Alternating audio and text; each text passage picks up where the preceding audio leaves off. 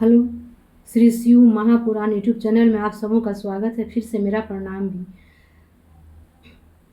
तो आज श्री शिव महापुराण के तृतीय खंड के 23वां अध्याय का वर्णन सुनूंगी और सुनाऊंगी। 23वां अध्याय सुनने से पहले मैं अपने गुरु की स्तुति कर लेती हूँ, फिर आगे कहानी को सुनेंगे। गुरुर्ब्रह्मा गुरुर्विष्णु गुरुर्देव महेश्वरः गुरुर्साक्षात् परब्रह्म तस्मै श्री गुरवे नमः। आइए 23वां अध्याय सुनते हैं।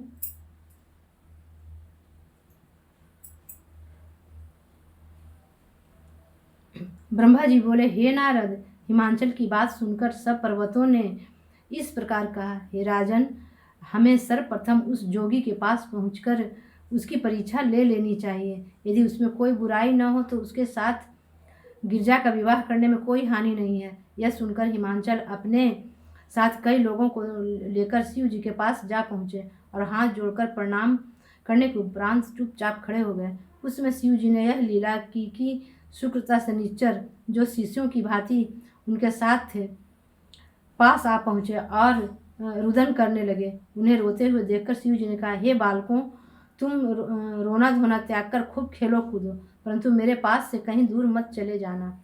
मैं अकेला निर्धन मनुष्य हूँ, तुम भी मुझे बड़ी कठिनाई से प्राप्त हुए हो। देखो, तुम बैल की भी देखभाल किए रहना, क्योंकि नशे में चूर होने के कारण इस समय मैं उसकी देखभाल नहीं कर सकता हूँ। हे नारद, इस प्रकार नशेबाजों की भांति शिव जी ने हिमाचल आदि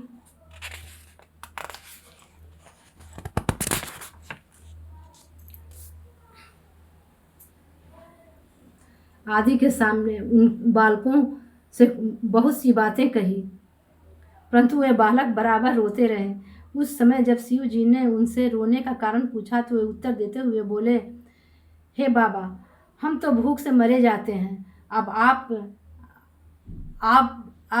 या तो आप हमें कुछ खाने के लिए दीजिए, अन्यथा हम इसी प्रकार चिल्लाते रहेंगे।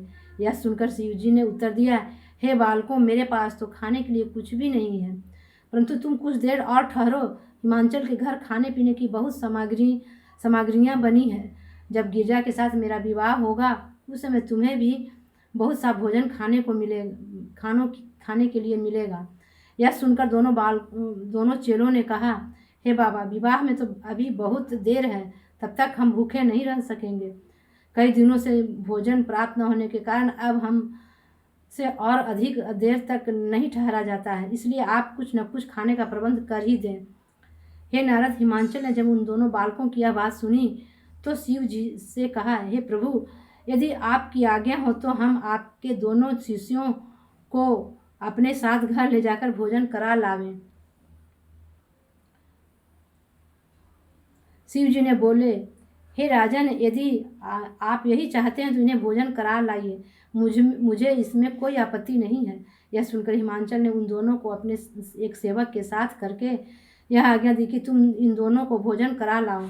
उस समय उन दोनों बालकों ने हिमाचल को संबोधित करते हुए कहा, हे राजन, हम आपके घर भोजन करने के लिए नहीं जाएंगे, क्योंकि घर के स्वामी के बिना हमें वहाँ कोई भी अच्छी तरह भोजन नहीं करा सकेगा। यदि आप स्वयं हमें लेकर चलें तो हम तैयार हैं, अन्यथा भूखे रहकर यहीं रोते रहेंगे।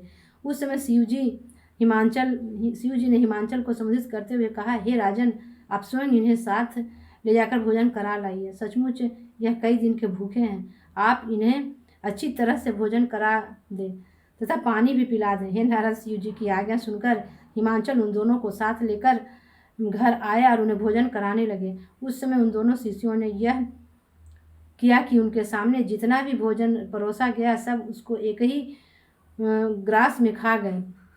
तदुपरांत उन्होंने हिमाचल को संबोधित करते हुए कहा, हे राजन, अभी तो हमने केवल एक ही ग्रास भोजन खाया है, इससे हमारी भूख बिल्कुल नहीं बुझी। अब तुम हमें शीघ्र ही और कुछ खिलाओ। तुम बहुत बड़े राजा हो, अतः तुम्हें किसी प्रकार का लोभ करना उचित नहीं है। यदि हम भूखे उठ गए तो तुम्हें बहुत पाप लगेगा। यह सुनकर हिमांचल ने रसोई करने वालों से कहा, तुम लोभ करने की आवश्यकता नहीं है, मेरे यहाँ भोजन ढेर के ढेर रखे हैं, अतः ये जितना भी खा सकूं तुम इन्हें खूब खिला दो। एक ही यह सुनकर रसोइया जब और सारा भोजन ले आया तो उसे भी वे उन्होंने एक ही ग्रास में खा गए।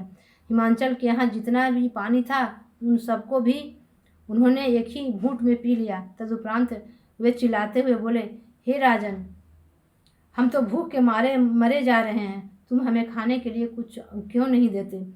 यदि तुम्हारे यहाँ भोजन तैयार ना हो तो हमें कच्चा अन्न ही बतला दो, हम उसी को खा जाएंगे। यह सुनकर हिमांचल ने अत्यंत चिंतित होकर कच्चे अन्न का जो अंबार लगा था वह उन दोनों को बतला दिया। उस पर्वत के समान अन्न के ढेर को भी वे एक ही ग्रास में खा गए। जब राजा के घर कुछ भी शेष नहीं रहा तब वे भूख भूख चिल्लाते हैं और रोते हुए वहाँ से लौट पड़े तथा अपने गुरु के समीप जा पहुँचे। शिव जी ने जब उन्हें देखा तो पहले तो बहुत हंसे, तदुपरांत उन्होंने अपने झोले में से निकालकर उन्हें एक जड़ी ऐसी दे दी जिसे खाते ही उनकी भूख शांत हो गई। आज की कहानी मैं अपने शिव गुरु के चरणों में विराम देती हूँ। फिर अगले एपिसोड तक इंतज़ार कीजिए।